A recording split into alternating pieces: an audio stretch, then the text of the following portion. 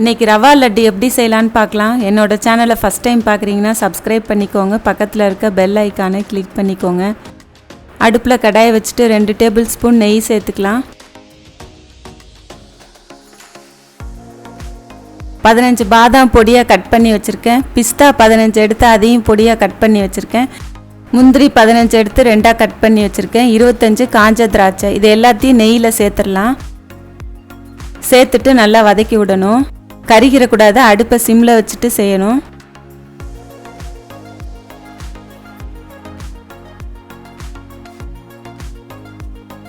ஒரு கப் ரவை சேர்த்துக்கலாம். வறுத்தது வறுக்காத ரவை எது வேணால் சேர்த்துக்கலாம். சேர்த்துட்டு எல்லாத்தையும் நல்லா கலந்து விடணும். நெய்யிலே நல்லா வறுக்கணும். அடுப்பை சிம்மில் வச்சுட்டு தான் செய்யணும். ஒரு 2 நிமிஷம் நல்லா வறுத்து விடணும்.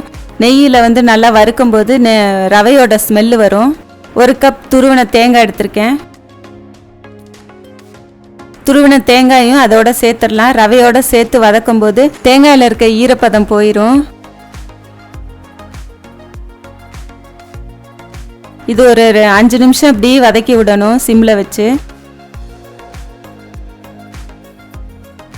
2 டேபிள் ஸ்பூன் பாலாடை எடுத்திருக்கேன். அதையும் சேர்த்துக்கலாம். பாலாடை சேர்த்து செய்யும்போது டேஸ்ட்டு ரொம்ப நல்லாயிருக்கும்.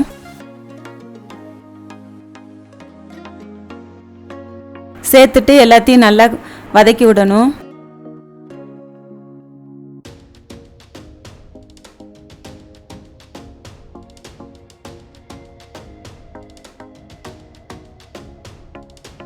இந்த ரவை தேங்காய் எல்லாமே ஒரு 5 நிமிஷம் நல்லா சிம்மில் வச்சு நல்லா வதக்கணும்.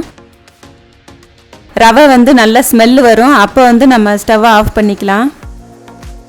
இந்த மாதிரி இருக்கணும். கருகிடக்கூடாது. இன்னொரு பாத்திரத்தில் 1.5 கப் சர்க்கரை சேர்த்துக்கலாம்.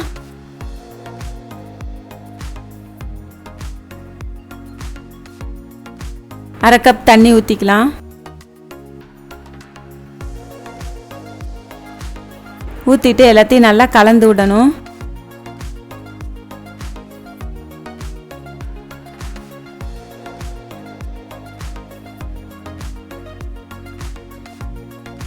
ஒரு டேபிள் ஸ்பூன் ஏலக்காய் தூள் சேர்த்துக்கலாம். சேர்த்துட்டு இது நல்லா கொதிச்சு வரும்.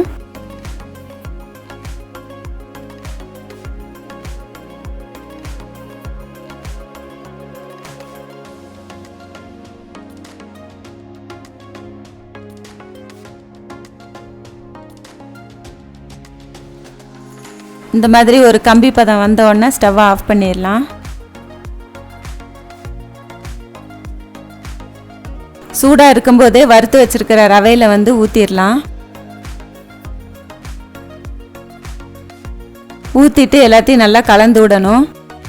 சர்க்கரை பாகு ஊற்றின பிறகு ரவை இன்னும் கொஞ்சம் நல்லா வெந்துடும்.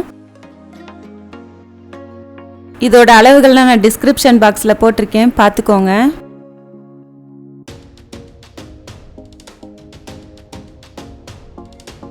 இது 1 மணி நேரம் நல்லா ஆறட்டும். அதுக்கப்புறம் நம்ம எடுத்து உருண்டை பிடிக்கலாம். இப்போ ஓப்பன் பண்ணி பார்க்கலாம். இப்போ நல்லா உருண்டை பிடிக்கிறதுக்கு நல்லா பக்குவமாக இருக்கும். சூடும் ஆறி இருக்கும். எல்லாத்தையும் நல்லா மிக்ஸ் பண்ணிட்டு உருண்டை பிடிக்கலாம்.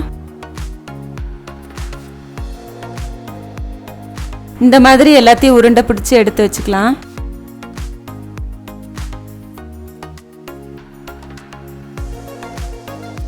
இந்த சைஸுக்கு எடுத்துக்கோங்க உருண்டை பிடிச்சி.